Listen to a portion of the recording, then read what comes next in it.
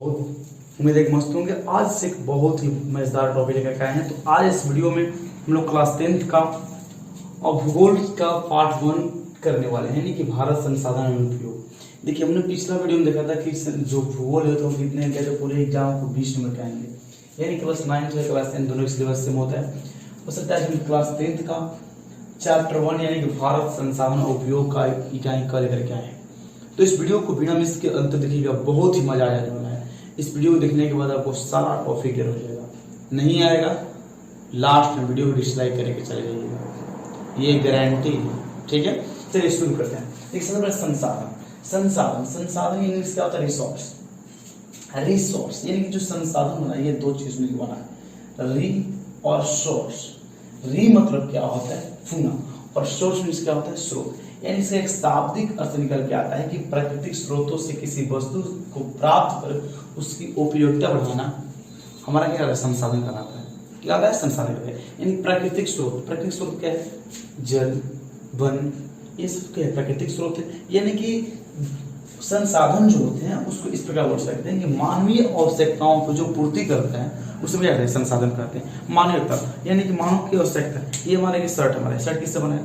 ये बना है कपास से बना है। तो इसको ये हमारे लिए क्या है? आवश्यकता काम करता है, यानी कि जो जल हो गया, पीने का हम काम करते हैं। यानी कि मानव के लिए जो मानवीय आवश्यकताओं को पूर्ति करते हैं उसको क्या कहते हैं? संसाधन कहते हैं। सिंपल भाषा में मानवीय आवश्यकताओं को जो पूर्ति करता है उसको क्या कहते हैं? संसाधन कहते हैं। जिससे कि हम गाड़ी बस हो गया, वो भी हमको एक स्थान से दूसरे जाने में मदद करता है। बेंच कुर्सी वगैरह जो बैठने में मदद करता है, यानी कि हमारी जो आवश्यकताओं को पूर्ति करता है उसको कहते हैं संसाधन कहते हैं। दूसरी परिभाषा में ये लिख सकते हैं कि मानव अपनी आवश्यकताओं को पूर्ति करने के लिए जिन वस्तुओं को उपयोग में लाता है उसे हम क्या कहते हैं? संसाधन कहते हैं।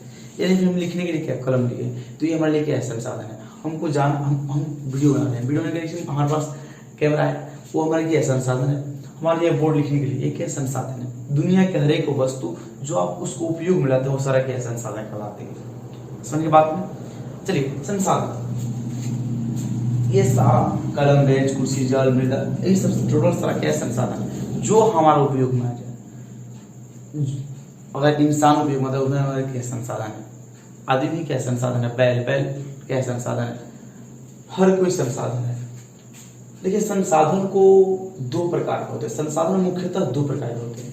एक होता है प्राकृतिक संसाधन और एक होता है मानवीय संसाधन। प्राकृतिक संसाधन क्या होते हैं? प्राकृतिक वे संसाधन जो प्राकृतिक स्रोतों से प्राप्त होते हैं। ये प्राकृतिक स्रोत क्या होते हैं? जैसे में कि प्रकाश, सूर्य का प्रकाश, ये प्राकृतिक स्रोत है, प्रकृति के जो दिन। जल, वन, वन्य प्राणी, ये सब हमारे लिए संसाधन के रूप में आते हैं। जैसे कहेंगे सूर्य का प्रकाश में क्या है? ऊर्जा देता है, या हमें धूप देता है, हमें प्रकाश देता है। तो प्रकाश हमारे लिए क्या है? संसाधन है। तो सूर्य प्रकाश हमारे लिए क्या है? संसाधन है। तो वे संसाधन जो प्राकृतिक स्रोतों से प्राप्त हो सब क्या कहते हैं? प्राकृतिक संसाधन कहते हैं। जैसे में सूर्य का प्रकाश, वन, जल, खनिज, मृदा, वन्य प्राणी इत्यादि, वन्य प्राणी के बहुत सारा हो जाएगा। ये सब सारा क्या? ये सब हमारा है प्राकृतिक संसाधन। अब दूसरा हमारा जो मुख्य रूप से दूसरा है ये मानव निर्मित संसाधन। मानव निर्मित संसाधन ऐसे संसाधन जो मानव तकनीकों के द्वारा उसको निर्मित करता है, जो अपने उपयोग के लिए बनाता है, उसको कहते हैं मानव निर्मित संसाधन कहते हैं। वैसे संसाधन जो मानव तकनीकों के सहारे उसको उपयोग में लाता है उसको क्या कहते हैं? मानव निर्मित संसाधन। जैसे मोबाइल, कलम, ये सब सारा क्या है? कॉपी किताब हर एक चीज बनता है, लकड़ी से बनता है, कलम बन गया, ये सब प्लास्टिक से होता है। इसको क्या मानव तकनीक के द्वारा इसको गला के सरा करके पूरा एक सिस्टमेटिक से बनाता है। तुम्हारा कलम बनता है, एक बोर्ड बनता है, हर एक चीज, ये शर्ट बनता है कपास के सहारे। तो ये सब जाता है, ये सब टोटल हमारे क्या है? मानव निर्मित संसाधन है। ठीक है, अब देखो अगला एक नोट लिखा गया आपको कि सबसे बड़ा एवं महत्वपूर्ण संसाधन मानव संसाधन का है। किसको? मानव संसाधन को। दुनिया में और विश्व में सबसे बड़ा संसाधन क्या है? तो मानव है, क्योंकि मानव ही एक नए संसाधन का निर्माण करता है। यानी कि सबसे पहले कुछ भी चीज लेते हैं तो उसका निर्माण बहुत कम जो प्रकृति की है, और प्रकृति को हम उसको कन्वर्ट करके से मानव, और मानव अनेक तरह का उसमें क्या संसाधन है? अनेक तरह का। तो सारा क्या हमारे लिए संसाधन है।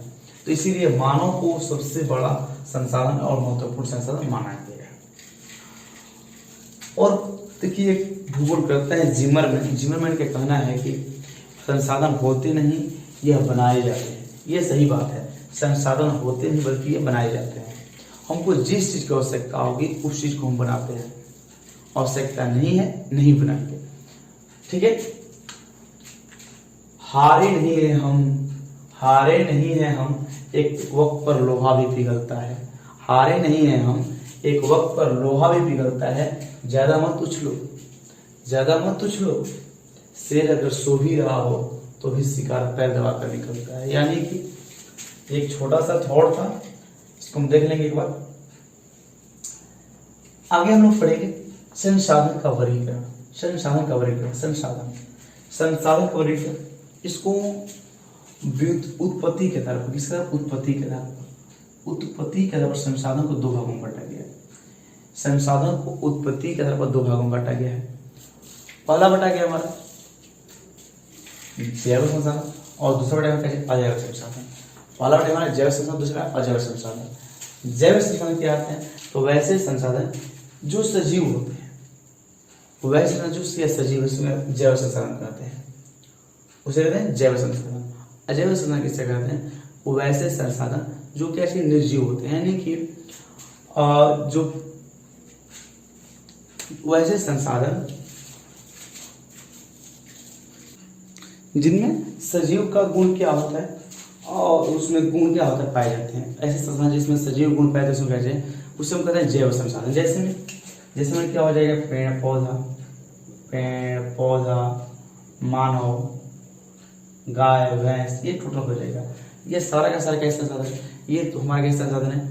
ये हमारे जैव संसाधन। गाय भैंस, बकरा बकरी, मछली सब, मछली मुर्गा सारा हो जाएगा। यानी कि ये सब कैसे संसाधन है? ये भी हमारे लिए बहुत संसाधन। जैसे पेड़ पौधे हैं तो इसको हम खाकर अपना पेट भरते हैं, हमारे क्या संसाधन काम है। घोड़ा तो हम सड़क उसको सवारी करते हैं, एक जगह से दूसरे जगह जाते हैं, वो भी हमारे क्या संसाधन हो गया। इसके अलावा मान करते हैं गाय से दूध मिलता है, वो भी हमारे क्या संसाधन है। तो ये सब सारा संसाधन कहाँ आएंगे? जैव संसाधन में। अजैव क्या कहलाता है? तो ऐसे संसाधन जो निर्जीव होते हैं, यानी कि निर्जीव वस्तुओं के समूह को हम क्या कहते हैं? अजैव संसाधन कहते हैं। निर्जीव वस्तुओं के समूह को कहते हैं अजैव संसाधन। जैसे हमारा हो गया बेंच, कुर्सी, पत्थर, ये सभी हमारे क्या संसाधन के रूप में है, लेकिन इसमें कोई ये सजीव नहीं है, क्या है? निर्जीव है। तो इस प्रकार के संसाधन हम क्या कहते हैं? अजैव संसाधन कहते हैं। जो निर्जीव हो, ये कलम कैसा हुआ? अजैव आ जाएगा। मोबाइल कैसा आ गया? अजैव आ गया। चश्मा कैसा आ गया? अजैव आ गया।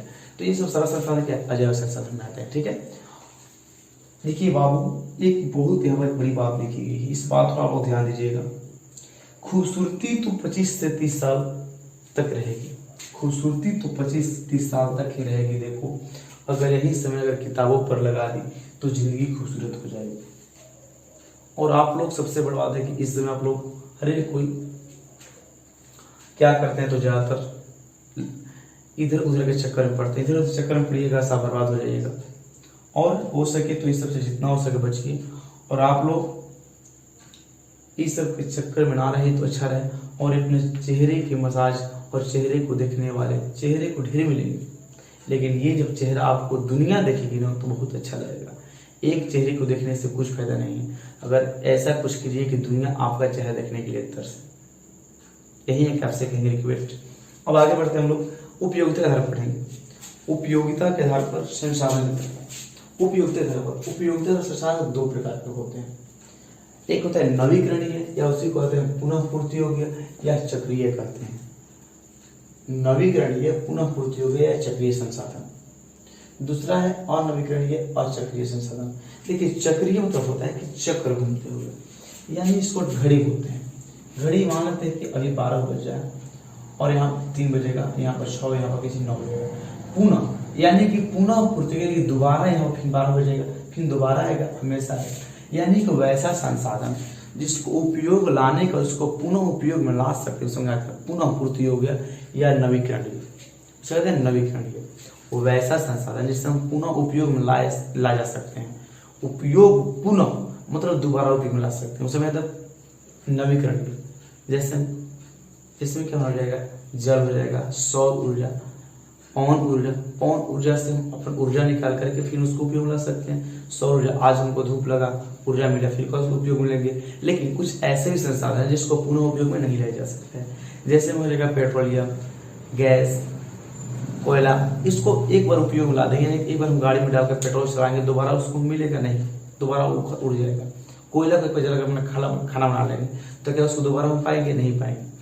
लेकिन पवन ऊर्जा हो गया, सौर ऊर्जा हो गया, ये सब को हम पुनः उपयोग में ला सकते हैं। तो इस प्रकार के संसाधन कहा जाता है नवीकरणीय। और आ जाएगा कि क्वेश्चन हमको बहुत पूछा होगा कि कोयला किस प्रकार का संसाधन है। तो जो कोयला होता है वो क्या होता है? अनवीकरणीय होता है, क्योंकि इसको पुनः उपयोग हम नहीं ला सकते, इसलिए क्या होता है? अनवीकरणीय होता है या अचक्रीय। ठीक है, तो इसके जैसे में क्या हो जाएगा? सौर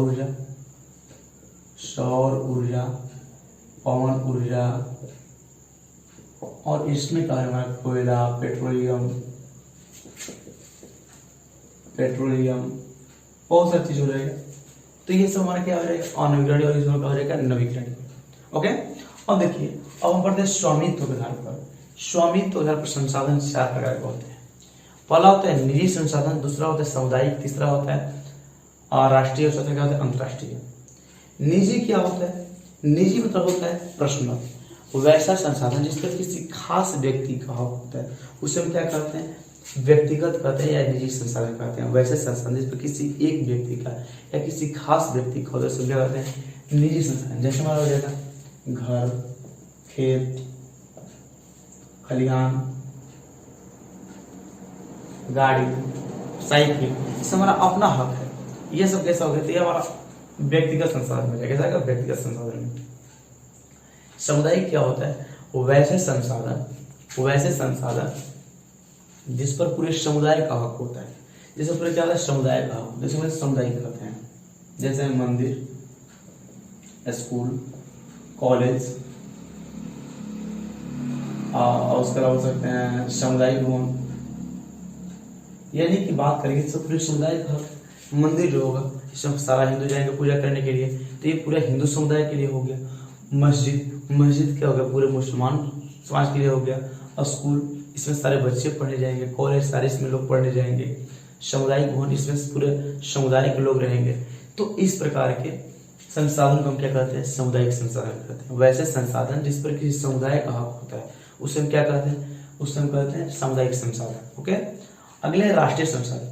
वो वैसे संसाधन जिसका नियंत्रण राष्ट्रीय संस्थाओं यानी किसी देश का नियंत्रण रहता है।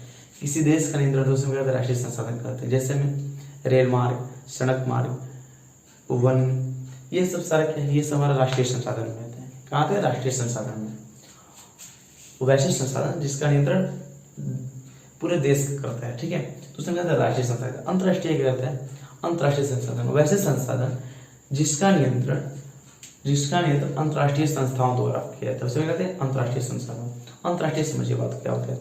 अंतर्राष्ट्रीय की आप अगर अंतर्राष्ट्रीय की बात करते हैं, आप हमारे कभी आप सुने होंगे, पेपर में देता है या न्यूज पेपर में सुनते हैं कि भारत के 122 मछुआरे यहाँ पकड़ा गए, श्रीलंका पकड़ा गया, पाकिस्तान में पकड़ा गया, चाइना में पकड़ा गया। ऐसा क्यों होता है? क्योंकि देखिए, आप लोग जब भारत का नक्शा पढ़िएगा, पढ़ाएंगे एग्जाम में, तो वहां पर देखिए इस अंतर्राष्ट्रीय संस्थाओं में एक नियम बनाया गया है कि आप लोग तटीय क्षेत्र से, तटीय किसको कहते हैं? तो तटीय मतलब होता है कि वैसा क्षेत्र जहाँ समुद्री इलाका, उसे तटीय कहते हैं। तो तटीय क्षेत्र से आप केवल 200 किलोमीटर के एरिया में क्या कर सकते हैं? जा सकते हैं। उसके अलावा जाएंगे तो समुद्र पूरा है। हालांकि आपको पता यहाँ पर फिगर नहीं है, यानी कि मानचित्र नहीं, मानचित्र देखिएगा तो पूरा पानी है। तो यहाँ पर लगे हमारा मान लेते हैं कि कुछ पेट्रोलियम में है, यहाँ 200 किलोमीटर के पार है, यहाँ पर हमको मिल रहा है, पेट्रोलियम निकल रहा है। तो वहाँ पर जाकर अपना मंशा नहीं निकाल सकते। वहाँ के करना होगा तो अंतर्राष्ट्रीय संस्था जो है सारे देश को जो चलाती है, उससे भी क्या परमिशन लेना होगा, तब वहाँ पर हम अपना काम कर सकते हैं। मछुआरा में गलती करता है कि हमको जाना है 200 मीटर दायरे, वो चला जाता है 300 मीटर आगे मछली मारने के लिए, इसलिए उस देश के लोग उसको पकड़ लेते हैं और उसको क्या चीज अपराधी घोषित कर देते हैं, यह क्या अपराध कर रहा है। तो ऐसे संसाधनों को क्या अंतर्राष्ट्रीय संसाधन में रखा गया है। तो आगे हम लोग पढ़ेंगे, एक और पढ़ना है विकास के आधार पर। देखिए अगला विकास के स्तर पर संसाधन के चार प्रकार होते हैं। पहला होता है संभाव्य संसाधन, विकसित संसाधन, भंडार और क्या होता है संचित कोष। ये चार संसाधन है विकास के स्तर। संभाव्य ये विकास करने के लिए इसका विकास हो रहा है, यह विकास हो गया है। संभाव्य संसाधन ऐसे संसाधन जिसका जो किसी विशेष रूप से किसी क्षेत्र में क्या मौजूद है, उनका विकास नहीं हो पा रहा है। जैसे में हिमालय क्षेत्र खनिज, हिमालय इतना ऊंचाई काफी है, वहां से खनिज को नहीं निकाला जा सकता है, तो ऐसे संसाधन को कहाँ रखा गया, तो रखा गया हिमालय क्षेत्र में। इसको संभाव्य संसाधन, विकसित संसाधन ऐसे संसाधन जिसका विकास अभी हो रहा है, विकास क्या हो रहा है उसे हम क्या कहेंगे, विकसित संसाधन। जैसे गुजरात के भुज में सौर ऊर्जा का ऐसे आधुनिक उपकरण क्या हो रहा है, यानी कि वहां पर सौर ऊर्जा बहुत बड़े पैमाने पर लगाया जा रहा है, तो ऐसे संसाधन कहा गया विकसित संसाधन में। भंडार क्या है, ऐसे संसाधन जो क्या है भंडार रखा गया है, जो कैसे भंडार है हमारे पास। जैसे किस चीज का, जल का भंडार है, हाइड्रोजन का, ऑक्सीजन का, ये सब पूरा क्या है भंडार है। तो इस संसाधन को हम कहते हैं भंडार संसाधन कहते हैं। संचित कोष ऐसे संसाधन जिसको किसी विशेष उपयोग या विशेष किसी तकनीक से उसको उपयोग में लाए जाने के लिए रखा गया, उसको क्या कहते हैं संचित कोष, यानी कि संच कर इसको रखा गया है। मान लेते हैं कि आने वाले समय में हमारे पास कोयला खत्म हो जाए, क्योंकि बिजली किससे बनती है, कोयला से, तो उससे हम क्या करेंगे, तो नदी का जल या बांध के जल के सहारे उसको टेक्निक के सहारे हम क्या करेंगे, वहां से बिजली उत्पन्न कर सकते हैं। तो इसको बोलेंगे हम संचित कोष संसाधन। अब देखिए इसमें आगे बढ़ते हैं हम लोग। चलिए देखिए अब इसमें हम लोग ये जो भी अभी नोट लिया गया सारा का सारा एग्जाम के लिए बहुत मतलब ये परीक्षा होंगे, यानी कि जो याद कर लिया एग्जाम में पूरा मार्क आ जाएगा, चाहे ऑब्जेक्टिव चाहे सब्जेक्टिव सारा चीज देगा। ये नोट बहुत अच्छे से पढ़ लेना, ये सारा नोट लाइव वाले लिखा गया, बहुत वेरी इंपॉर्टेंट है, बहुत काफी इंपॉर्टेंट नोट्स है, बहुत इंपॉर्टेंट नोट। इस नोट्स को आप पढ़ने के बाद एक्सरसाइज का खत्म हो जाएगा, यानी कि आप यूनिट 1 खत्म हो जाएगा। देखिए संसाधन विदोहन ये कहलाता है, संसाधन विदोहन, संसाधन की आवश्यकता से अधिक खर्च करना संसाधन का विदोहन कहलाता है। संसाधन का अगर अधिक हम खर्च करें तो उससे क्या विदोहन हो रहा है, उससे क्या विदोहन हो रहा है, यानी कि देखते हैं कि जल लोग पानी पीकर जल नल को ऐसे खुले छोड़ देते हैं, वहाँ पर क्या जल का विदोहन हो रहा है, तो वही क्या संसाधन का विदोहन हो रहा है। उसका आवश्यकता से अधिक हम उसका उपयोग कर रहे हैं, आवश्यकता हो गया फिर भी उसका पानी बह रहा है, यानी क्या संसाधन का विदोहन कहलाता है। ठीक है, जैसे एग्जाम्पल लिख लेंगे हम। देखिए संसाधन के अनियोजित रूप से विदोहन करना डाकू की अर्थव्यवस्था कहलाती है। डाकू की अर्थव्यवस्था यानी कि अभी क्या बोले उसको गलत तरीके से यूज करना लगेगा, डाकू की अर्थव्यवस्था। यानी डाकू की अर्थव्यवस्था कैसी होती है, तो उसका अर्थव्यवस्था इस तरह होती है कि मन उसका कोई अलग ही तरीका का उल्टा पुल्टा काम करेगा, सब बर्बाद करेगा, दंगे करते हैं, सब लूटपाट लेते हैं, यानी अनेक प्रकार की गलती काम करते हैं, तो उसी को हम क्या बोलते हैं अनियोजित। तो संसाधनों को अनियोजित रूप से विदोहन करना क्या कहलाता है, डाकू की अर्थव्यवस्था कहलाती है। महात्मा गांधी ने एक बात कही थी, ये क्वेश्चन पूछता है कि मनुष्य के पास पेट भरने के लिए सब कुछ है पर पेटी भरने के लिए कुछ नहीं है, यह किसने कहा था, ऑप्शन में देगा, तो वहां पर कौन होगा, महात्मा गांधी। महात्मा गांधी ने कहा था कि मनुष्य के पास पेट भरने के लिए बहुत कुछ है लेकिन पेटी भरने के लिए कुछ नहीं है। पेटी समझते हैं, बक्सा उसी को पेटी कहते हैं। पेट भरने के लिए बहुत सारा कुछ है। देखिए संसाधन का संरक्षण, संसाधन का संरक्षण क्या कहलाता है, यहाँ से क्वेश्चन उठेगा कि संसाधन का संरक्षण क्या कहलाता है। संसाधनों का विवेकपूर्ण तथा सुनियोजित तरीके से उपयोग करना संसाधन का संरक्षण कहलाता है। संसाधनों का हम अगर विवेकपूर्ण अच्छे तरीके से उपयोग करेंगे उसी को हम क्या बोलेंगे, संसाधनों का संरक्षण कहलाता है। ठीक है, संसाधनों का विवेकपूर्ण तथा सुनियोजित तरीके से उपयोग किया जाना संसाधन का संरक्षण कहलाता है। देखिए यहाँ पर ये सारा का सारा इंपॉर्टेंट नोट्स है। सुंदर बंगुर ने क्या किया था, चिपको आंदोलन चलाया था। कब चिपको आंदोलन चलाया गया था कि लोग वहाँ कैसे, वहाँ के जो बड़े बड़े जमींदार थे वो सारे पेड़ों काटने लगे थे, तो वहाँ पर क्या हुआ, वहाँ पर चिपको आंदोलन चलाया गया था। लोग क्या होता है पेड़ों से जाकर के चिपक गए, पेड़ों को बचाने के लिए वहां से पेड़ में क्या होता है जाकर चिपक गए। और यह किसने चलाया था आंदोलन, तो सुंदर बंगुरा ने। क्वेश्चन क्या पूछता है कि चिपको आंदोलन किसने चलाया था, महात्मा गांधी, सुभाष चंद्र बोस, वल्लभ भाई पटेल और बंगुरा, तो कौन होगा, सुंदर बंगुरा। उसी प्रकार एक और आंदोलन चलाया था नर्मदा बचाओ। नर्मदा बचाओ, नर्मदा नदी है उसके बचाने के लिए एक आंदोलन चला गया था, जो कि किसने चलाया था? मेधा पाटेकर द्वारा। किसके द्वारा? मेधा पाटेकर द्वारा चला गया था। कौन सा आंदोलन? मेधा पाटेकर द्वारा चला गया नर्मदा बचाओ आंदोलन। एक और आंदोलन चला गया वर्षा का जल का संग्रहण। वर्षा के जल का बड़ी विद्वान हो रहा था, तो वर्षा जल का संग्रहण के लिए संदीप पांडे द्वारा इसको विकास करने की विधि चलाई गई, जिसे हम संदीप पांडे द्वारा कहते हैं। मतलब कि संदीप पांडे द्वारा वर्षा जल का संग्रहण करने की विधि का विकास किया गया। तो क्वेश्चन देगा कि वर्षा के जल का संग्रहण करने की विधि का विकास किसके द्वारा किया गया? तो संदीप पांडे के द्वारा। ओके, देखिए ये तुम्हारे ये देश की बात थी, ये देश की पूरा इंडिया की बात थी। लेकिन अब विदेशों की बात करते हैं। ये अंतर्राष्ट्रीय स्तर पर हो गया। अंतर्राष्ट्रीय स्तर पर क्या नोट्स में इंपॉर्टेंट है? ये क्या इंपॉर्टेंट है? 1968 में क्लब ऑफ रोम के द्वारा संसाधन का संरक्षण की वकालत की गई थी। संसाधन की संरक्षण की वकालत कब की गई थी? तो 1968 में। किसके द्वारा? तो क्लब ऑफ रोम के द्वारा। ठीक है ना, क्लब ऑफ रोम के द्वारा 1968 में वकालत की गई थी। दूसरा नोट्स में ये है 1972 में स्वीडन की राजधानी स्कॉटहोम में विश्व शिखर सम्मेलन का आयोजित किया गया था। क्वेश्चन क्या से पूछेगा? क्वेश्चन ये पूछता है कि स्वीडन की राजधानी कहाँ है? तो स्कॉटहोम। कहाँ पर? स्कॉटहोम। स्वीडन एक देश है जिसकी राजधानी क्या है? स्कॉटहोम है।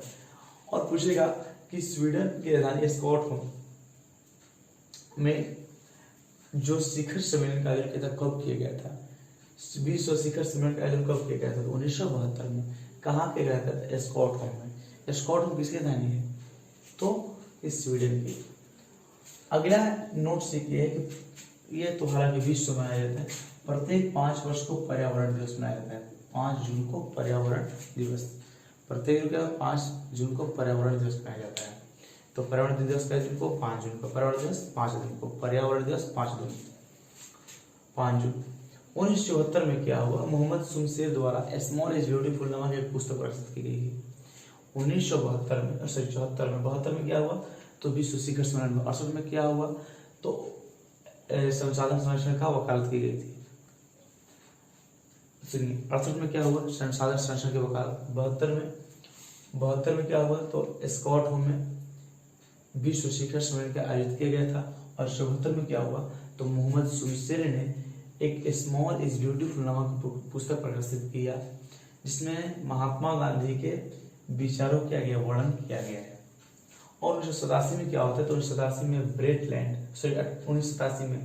ब्रेटलैंड आयोग द्वारा संसाधन संरक्षण का सतत विकास के लिए अवधारणा किया गया है। सतत विकास के लिए, सतत विकास क्या होता है? सतत विकास ये होता है कि देखिए हम अपना विकास के चलते किसी दूसरे का विनाश कर देते हैं, उसी को हम सतत विकास, यानी कि दूसरे का ही विकास हमारा विकास हो, तो उसको हम कहते हैं सतत विकास।